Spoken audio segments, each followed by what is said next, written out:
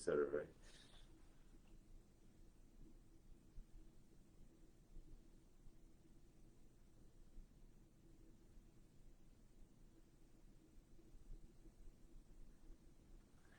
Hi guys, welcome to another Facebook RCH fireside chat, basically a heart-to-heart with Dr. Biswas and myself.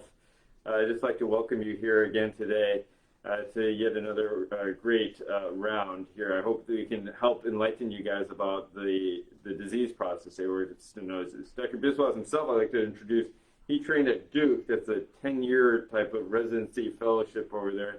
We're lucky to have him in the Inland Empire, actually. So he's been here how long now? About 12 years? 15 years. 15 years. So he's really been able to bring all the East Coast technology and know-how over to the Inland Empire area for the last 15 years. It's been fantastic. So without further ado, I'd like to talk about aortic stenosis.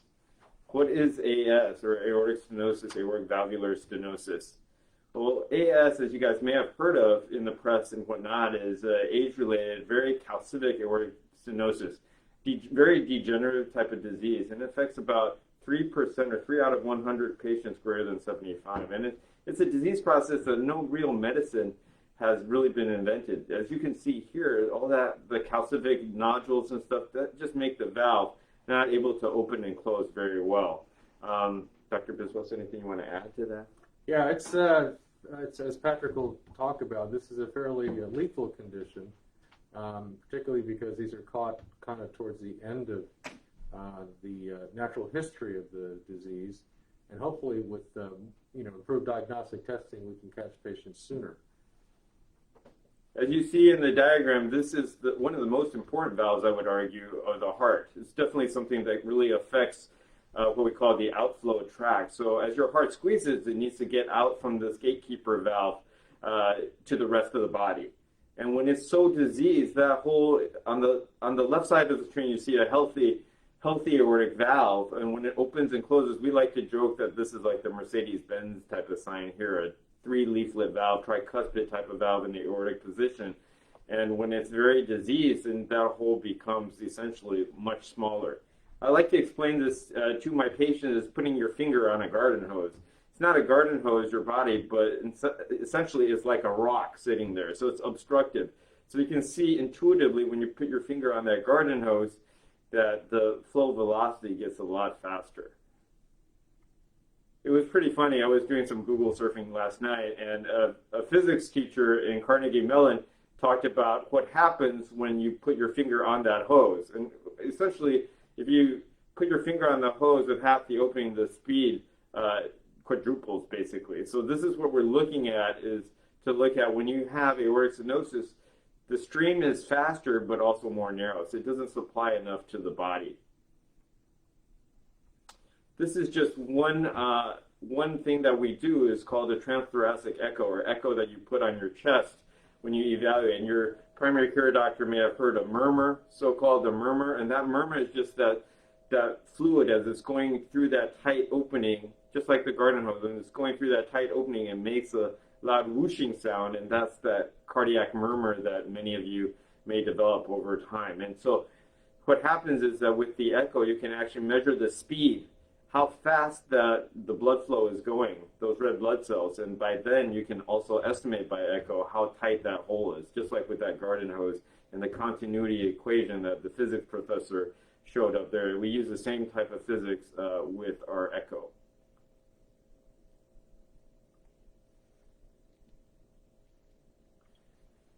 This next slide is one that's been modified and shown all over the world for a long time, and it's really a very important slide for aortic stenosis. I think the surgeons know this slide the best because in the 1960s they did these studies that show that without aortic valve replacement, over 90% of people died within 5 years. In this particular slide, it shows that, yes, you may have that murmur, but as it gets worse and worse, the aortic valve gets more narrow, more calcific, more degenerative, that there's a slope. And that slope is if you develop chest pain, chest pressure, shortness of breath, which is the heart failure slide there, or syncope, which is dizziness, lightheadedness, that the clock starts ticking. And so in this one, within 5 years, you could be dead. And so in this particular slide, it talks about 50% within 2 years who develop heart failure-like symptoms as well. So this is a very, very severe illness that in times past, before surgery, there was no treatment. Do you want to add to that, Shanka? Yeah, exactly. The end stage of this process is called congestive heart failure, and typically when we see patients at that stage, I normally recommend, well, I counsel them and I tell them they really have only about a year left without any surgical or interventional intervention. So this is why it's important to pick this disease process up early and to treat it aggressively. We thought we would throw some tidbits out there for you guys in the general public, general audience about aortic stenosis in general. It's estimated that at least 3% of those 75 years old and older will get it. Symptoms include the shortness of breath, dizziness, lightheadedness, and chest pressure. In terms of heart failure, like Dr. Biswas was talking about, we could talk about leg swelling as well. Physical exam, your primary may hear a particular murmur, and that would necessitate another echo. That echo will help us figure out which valve is the one that's responsible for this loud noise. Treatment options include surgical aortic valve replacement. The first one was performed in 1960, and then we'll talk more about the newer technology, which is known as TAVR, Transcatheter Aortic Valve Replacement, the first one of which was performed in 2002, and the FDA approved this for use in the United States in 2011. So at Riverside Community Hospital, we're happy and proud to offer our patients both of these great procedures. Without further ado, I thought Dr. Biswas would talk a little bit about surgical aortic valve replacement, which has been modified since it was first performed in 1960. So traditional approaches to the heart and the aortic valve typically require an incision down the middle of the patient's breastbone, which is called a sternotomy. And that gives us the greatest and simplest exposure to the heart. Over time, we've evolved to a point where we can make the incision smaller and perform the same operation. Those incisions can be either made smaller down the center part of the breastbone, only cutting part of the breastbone, not all of it, or cutting in between the ribs along the right side of the chest, called the right anterior thoracotomy. And all of these approaches allow us to replace the aortic valve for the conditions we've talked about. And this is just a brief example. In the operating room, what we're looking at is when we basically put patients on the heart-lung machine so that the heart is not beating during the operation, and the heart-lung machine is doing all the work for the heart and the lungs during the surgery. And we make an incision above the aortic valve. We basically cut out that very diseased, hard, it's like a very hard calcified rock, like Dr. Hume mentioned. We cut these valves out, we clean it out so that none of the particles can cause problems like stroke. And then we stitch in a new valve. Mechanical valves, or what we call metal valves, are basically, these have been put in since the late 60s, and they've evolved over time as well. The only downside to the mechanical valve is that there is a incidence of clot formation on the valve, for which patients have to take blood thinner, which is right now Coumadin or warfarin. And this is a lifelong commitment to the medication warfarin and the blood draws over time. The heart valve itself has evolved to a newer valve called the Onyx, ONX valve. And this is the only mechanical valve or metal valve on the market that has been approved by the FDA to lower the amount of blood thinning after the first 3 months from the surgery, so that the blood thinning number and the level of blood thinning can be reduced, and there's a significant decrease in the risk of bleeding with this, but it's only after the first 3 months after the surgery. And we have this valve, of course, at Riverside Community Hospital. The other latest trend is the other type of valve that we put in are called tissue valves or biologic valves. These are mostly either cow valves or pig valves. The cow valve is the one that we have most preference for based on durability. The cow valve that has kind of evolved the most over time is this newer one called the Inspiris from Edwards. And this is a valve that is not made of metal, does not require any long-term blood thinning other than the use of aspirin. The advantage of this valve also is that it is designed to crack or be expanded if the valve needed to be replaced without open heart surgery, like, for example, using a catheter to replace the valve from the inside of the aorta, which Dr. Hugh will talk about. And then this study just talks about basically, we need to have better solutions for patients. We see patients at different age groups. The general younger patient, the 50 to 60 age group, year-old age group, will generally be our bicuspid population. And this extends into well into the 80s, 90s, even the low 100s. Great. I wanted to talk about from our side, a newer type of approach was invented in 2002 in France by Dr. Alain Cribier.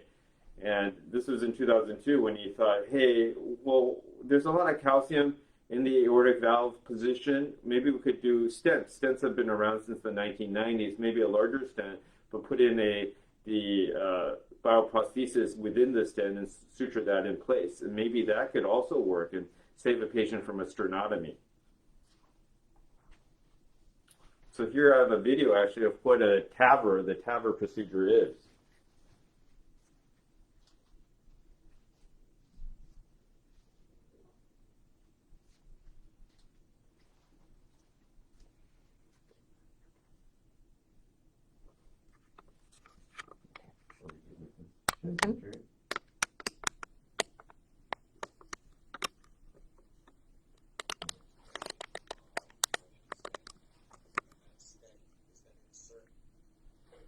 So basically you can see the TAVR stent going up the aorta, and you see as we push the stent valve across the valve and we expand it, and presto, the stent valve is in position. And so this procedure itself takes about 30 minutes. Anesthesiology gets the patient ready for about half an hour as well. So all told, this procedure takes about an hour and a half, usually.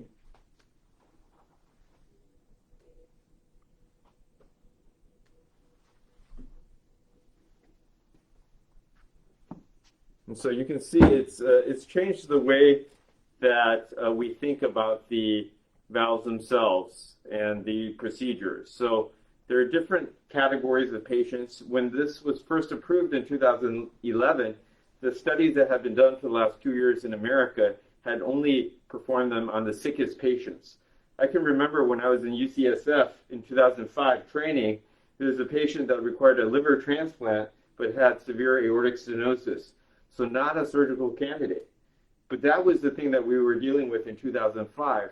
Having this type of procedure completely changed the way we thought about aortic stenosis, because before then it was a death sentence. If you didn't qualify for surgery, then there was no other options. But with the advent of this, I can see that the woman who had liver failure could have had a TAVR and then probably qualified for a liver transplant later. So it really has changed the way medicine is thought of, because it's yet another option rather than an open sternotomy, which can be very 2 to 6 months for full recovery, probably, from that standpoint. So 6 weeks. Yeah, exactly. So yes. So from that recovery standpoint, but in terms of the type of patients that surgeons can take, our threshold is a little bit lower, I would think, for those type of patients that previously could not qualify for surgery, which is an invasive procedure per se. And we still have to use general anesthesia for our open heart surgery.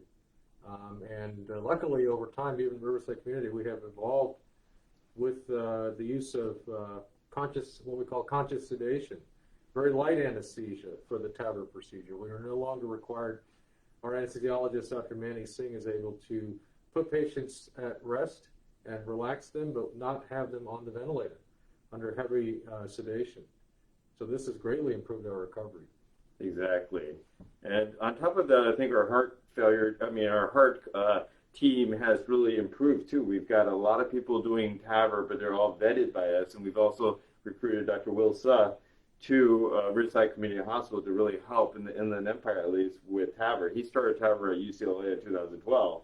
Is bringing that know-how with him to really help improve our level as well. Right, and it's very clear when I do procedures.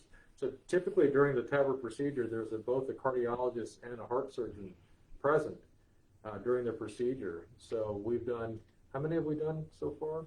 We did 100 last year, so Okay. we're probably almost at 200 at least. I've lost count, but yeah, this picture up above is when we celebrated our 100th TAVR, and I think it was like a little over a year ago. So yeah, I know. We started this program in 2017, actually at Riverside Community Hospital, and since then, like Dr. Biswas Shanka was saying, is that, you know, we've made a lot of different adjustments. We started out initially, just like many centers, with general anesthesia, and now we're going to just conscious sedation. So it's really also shortened our length of stay. People are able to do the procedure that morning and then probably leave the next day. If you look at the process itself, usually we perform the cardiac catheterization to analyze your aortic stenosis about 1 or 2 months before. Then the structural heart coordinator and director, they get involved and then get everything lined up. So you got your CT scan, you see the surgeon, you see us, and then on the day of the procedure, it's very, very streamlined already. You check in 2 hours before, just like with any other stent procedure. The TAVR lasts about 1 to 2 hours, and then if everything goes well, you go home the next day after follow-up echo shows that the valve is well seated. So, very good. We're happy to take questions. We have one in the audience. What is the recovery time for the procedure after leaving the hospital? Very quick. I think the thing is that these days there are many ways to access the heart, and one of the most straightforward is what we used to do for stents, which is through the leg artery. So the leg artery is by and large the largest and safer way to go about getting into the heart, and so it can accommodate the larger sheath. So from that standpoint, usually recovery is all about the leg rather than the heart. The stent's there, it's working fantastically once it's in there right during the procedure. But the recovery is mainly just that we had a large bore catheter in your leg, and so you need to basically take about a week to recover.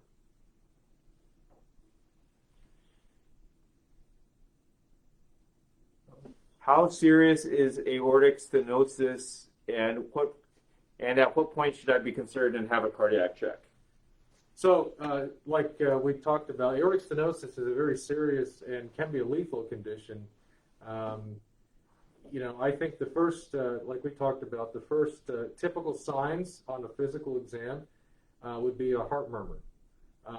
These are followed up by symptoms, which we talked about, like shortness of breath, chest pain, leg swelling, dizziness, passing out.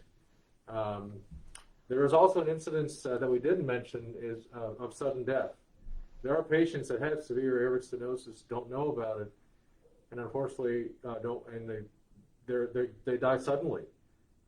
So this is why it's very important to diagnose and treat this in an expedited manner, which we facilitated now with our kind of our valve team approach to aortic stenosis with the heart surgeons, our cardiology colleagues, and our cardiac anesthesia staff.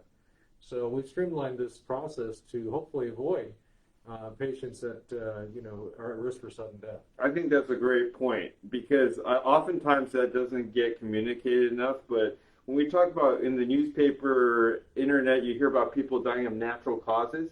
For aortic stenosis, oftentimes it's a sudden death. They die at night in their sleep, and that's what the media and people label natural causes. So that's something that doesn't come across here, is that when you have severe or critical AS, you could die suddenly. And that's something that we can't quite put a finger on, but people do. Mm-hmm. And I think another problem that we sometimes see with aortic stenosis, we didn't mention, is stroke.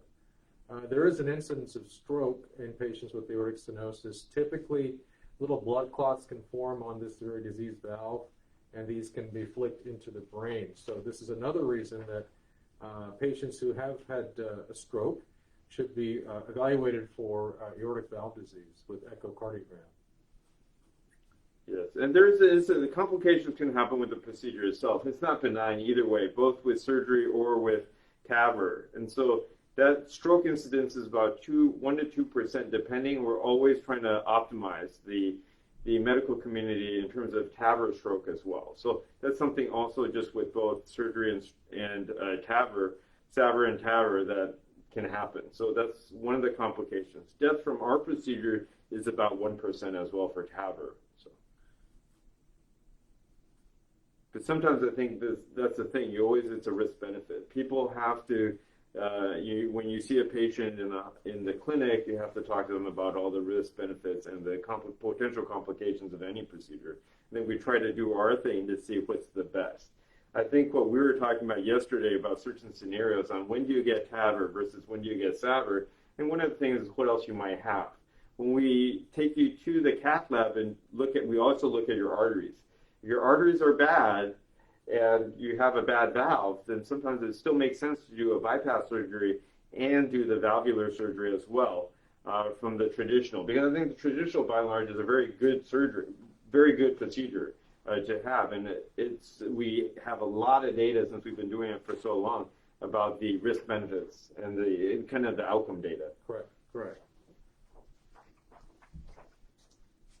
Another question from the audience. You mentioned a lifelong commitment to warfarin or Coumadin with a mechanical valve.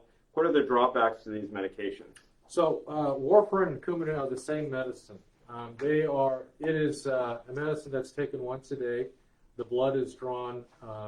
Typically, the cardiologists monitor the blood levels, and this is monitored so that one of two things are avoided. Either the blood can be too thin, and you can have internal bleeding, or the blood can be too thick and you can have clotting, and that can cause heart attacks and strokes. So we are always we're trying to maintain a certain range of blood thinning with the Coumadin. The downside, like I said, the Coumadin is most commonly patients can have bleeding, but if the Coumadin level is monitored appropriately, the risk of bleeding is about 2% per year, which is actually kind of low. So the key to Coumadin, taking Coumadin, is having either a cardiologist or primary doctor, or sometimes a Coumadin clinic, monitor your levels closely so that these are in an appropriate range. You also have to make some changes to your diet so that Coumadin levels are appropriate. But for the most part, Coumadin is a relatively safe drug. It has been around for a long time. And right now, there's no alternative to Coumadin if we put a mechanical valve in you. There are some studies being done now with that onyx valve that I mentioned, with the newer drugs called NOACs, like Eliquis or Pradaxa. And these are being studied but have no proven data currently to allow patients to switch from Coumadin to one of the newer drugs. But I think over time, as we get more data, we will probably be able to switch lower-risk patients from Coumadin over to these newer drugs that do not require blood draws or monitoring. Great, yeah. If I may add to that, I think the whole point with it is also that the bioprosthetic valves, the tissue valves that Dr. Biswas was talking about, don't last long enough. So up here in this slide, I have the 50-year-old who gets the bioprosthetic valve may need a redo valve 40-50% of the time. When you think about it, that's the same with the TAVR. So when you're 50 and you have a bad valve, that's the question we're often faced with, because you need a lifelong valve if possible. So that's where the mechanical valves still come in play, because they don't deteriorate. That's the thing. But you do have to be on lifelong blood thinner. And so if it's Coumadin or warfarin, you're a very compliant person. You follow the rules, do what you need to do. That's great. But maintaining that blood level between what we call INR international ratio of 2 to 3 can be a lifelong commitment. You got to be careful with the amount of dark leafy greens you eat, that type of thing, in terms of vitamin K as the antidote. So if we decide on a mechanical valve, it is a lifelong commitment to making sure that you take care of yourself. Just like with dental procedures, for example, you have to stop your warfarin, and we may have to bridge you with something called Lovenox. The problem with the NOACs that we talked about, including Eliquis, Pradaxa, Xarelto out there, we love those drugs. Those drugs are great. But the problem is that the stroke data is still a little bit high. So that's why we haven't used it as opposed to warfarin, because the dosing is so specific. So with warfarin, but with the NOACs, you just don't quite know your blood level, I think. So even though it's like, is a one pill fit all philosophy, or is it not? So the stroke numbers have been slightly higher. So in cardiology, we do a lot of data analysis. So that's why for now, at least with these current mechanical valves, we haven't. Hopefully with the Onyx valve that we talked about earlier, we'll have better data with that. But right now, that's why we haven't gone in the cardiology community to the NOACs, which are easier to take because you don't have to worry about the vitamin K effect. With warfarin, you can eat anything you want, but it's still not prime time yet for this.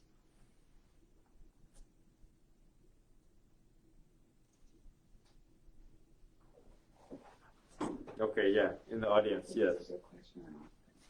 How long does the instrument used with TAVR last? Does it ever need to be replaced? Perfect. I mean, this is exactly what we're talking about with the bioprosthetic valves, is just what is the TAVR composed of? And if we look at the various materials, it's all related to the same material that's used in the surgical aortic valve. So these are all tissue valves. So we think they'll last 10 to 20 years, but the literature is still not quite there. They've done probably over 100,000 valves by now. They did like 20,000 in the rest of the world before it was even FDA approved in 2011. Cuvier invented it in 2002. But mainly they're all tissue valves. So the tissue valve longevity, we just don't know yet because we don't have the long-term data. But it's made out of the same material for both these companies as the surgical aortic valves in theory. I always like to think of it. It's made from the tissue around the cow heart, basically, called the pericardium. So I always like to think of people with tiny little fine hands suturing these things together in the various companies. But they do a really good job, and the valves usually last 10 to 20 years usually. But we just don't know about the stent valve, the surgical aortic valve data we have. And so that's why when you're 50 years old, it may not last your whole life. So you may need a redo. And that redo may have to be, what we call a TAVR within the SAVR. So a stent valve within the surgical valve is still possible if it's not the mechanical valve. And some patients now are wanting, in the younger age group, they want to not have to take Coumadin. They're active.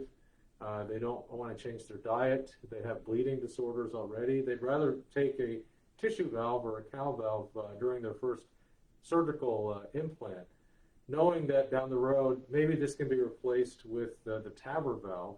And we've done several cases where we have what we call replaced a valve in valve with the TAVR valve very successfully without opening these patients' chests. So that is an option for patients, younger patients that don't want to take blood thinners and be committed to a mechanical valve over their lifespan. Yeah, I think so. I think the data, we're all very big on data just to see how that approach will go with these 40, 50-year-olds with these bicuspid valves. So not all valves are a 3-leaflet. Like remember I said the Mercedes-Benz sign with 3-leaflet, but some valves are bicuspid, so they only have 2 leaflets. They only last until patients are in their 40s and 50s. So oftentimes if they get one type of valve, but then need another 20, 30 years down the road, you really want to subject them to 2 surgeries or 1 surgery and then a TAVR. So we have to think about these things as a cardiologist, as part of the heart team, in terms of what's the best valve. And so for each and every patient, both the surgeons, the cardiologists, the anesthesiologists, we all come together in a heart team meeting. We actually discuss every patient in detail. And that's the beauty of this, is that I think as a group, surgeons, interventionalists, the medical community comes together as a team to really figure out what's the best for each patient. Yeah, I think going back to the question, I mean, if the TAVR valve was put in a patient, could it fail? Yes. How would it need to be replaced over time? Like I mentioned, we could put another valve inside of it called TAVR valve and valve. Or there are patients that, for whatever reason, anatomically, they won't tolerate a TAVR because it may block the blood supply to the heart. And they actually may need an open heart surgery to replace that TAVR valve. Luckily, I haven't seen that yet, but it does happen, and it does actually make the surgery itself a little complicated, because what I've been hearing is that the surgery itself not just involves replacing the valve itself, but part of the aorta needs to be replaced as well because of the tremendous scar tissue that these valves can form. Another question from the audience. Who is the ideal candidate for TAVR and who is not? Well, that's a good question. Yeah, that's a great question. We talk about it all the time. Yeah. So the simplest way I look at it is there's a low-risk patient, a middle-risk patient, and a high-risk patient. We know that the high-risk patients, there's no question the TAVR valve, they'll benefit. The risk, the way we calculate risk is from the STS. But the Society of Thoracic Surgeons had made a calculator based on patients' age and medical conditions that give us an actual percentage of what is the chance that you could die from open heart surgery and replacement of your aortic valve. And these risks are divided into under 3%, which is a low risk, between 3 and 8% for middle risk, and above 8% for high risk. So we have now, the FDA just recently, about a year ago, approved patients in the low risk category to obtain a TAVR valve. Up until last year, it was only for patients that were considered medium or high risk. And generally, again, like Dr. Hugh mentioned, we have a team approach to evaluating patients to find out for sure. Patients may want the TAVR valve, but they may not actually be a good candidate because, you know, we look at patients individually and we decide as a team what's best for them, so the short term and the long term. Yeah, agreed. And that's the thing I think that we know about intermediate risk and we know about high risk patients. The last twist, of course, is the low risk patients that got approved last year. So we just have to figure out, well, what's in the best interest of the patient. You know, it's not like everyone should get a TAVR. I mean, there are various reasons not to. And like I said before, if it's a bypass surgery with a bad valve, then you may need bypass with the valve rather than just the valve itself would be a TAVR per se. Or if you have more than one valve, most commonly the mitral valve inside the heart can become diseased over time in patients with aortic stenosis. So then, instead of one valve, you actually need two valves, and those patients are better treated with open heart surgery. Right. I mean, the mitral valve technology is not out there now that we're talking about it right now. A lot of companies are working on mitral valve technology to do it just like TAVR, but actually the mitral valve is a lot harder to do. So because of that, and it's larger, so it needs more of a scaffolding effect basically for that. So that's why for a double valve, absolutely. I mean, if they need two valves, definitely surgery for now. Right. And the other condition for aortic valve disease is called leaking aortic valve, or what we call aortic valve insufficiency. And that is a condition now that is only treated with surgery. There is no current TAVR options for aortic valve insufficiency as of yet. Exactly. All those are just kind of experimental or kind of as a very, as very needed cases. Or if you have an aneurysm of your aorta, which is a dilation of the aorta or enlargement of the aorta, typically those patients will require open heart surgery. Okay, well, very good. Please refer to the website. The RCH website has a lot of other information as well. Marketing will provide that as well for all those things talked about today. And obviously there's a host of other topics that they've promoted over the course of the last few months. It's been a fantastic lecture series, I think. Yeah, I agree. I think it's an important resource for patients is our website and our Facebook website as well, to see what's going on in the hospital and how we're kind of in the leading edge for healthcare in the community. I know. I mean, just talking about that, I mean, we're both wearing masks in COVID. That's why, despite COVID, we've been able to do these Facebook live streams and stuff. Yeah, exactly. And I think going forward, this is not going away. I think this is going to be an ongoing way of communicating and getting the word out to the community, how we are taking care of patients, like I said, on the cutting edge here at Riverside Community Hospital. My point, though, is to don't be afraid. If you have symptoms, you need to see a doctor, whether it be chest pain, shortness of breath, lightheaded, you need to see a doctor. Don't be afraid because of COVID to not see a medical professional, because we got to listen. We got to see if you have a murmur. We got to do that echo. This affects a lot of people in the population, and no medication has proven to really help permanently. This is where SAVR and TAVR really help for this. And if you have bread and butter coronary artery disease, we definitely want to see you for that too. So Right. don't hesitate because of COVID. Correct. We have patients that we see. A lot of our patients, we do what we call telehealth visits or online visits. We're able to see patients in person as well, and of course, don't be afraid to come to the hospital. I mean, Riverside Community Hospital has been taking care of COVID patients since the beginning of this pandemic and has done an excellent job. And I would say that, if you're having any symptoms related to your heart, you think it's urgent, don't be afraid to come to the hospital. Yeah, we're here for you guys.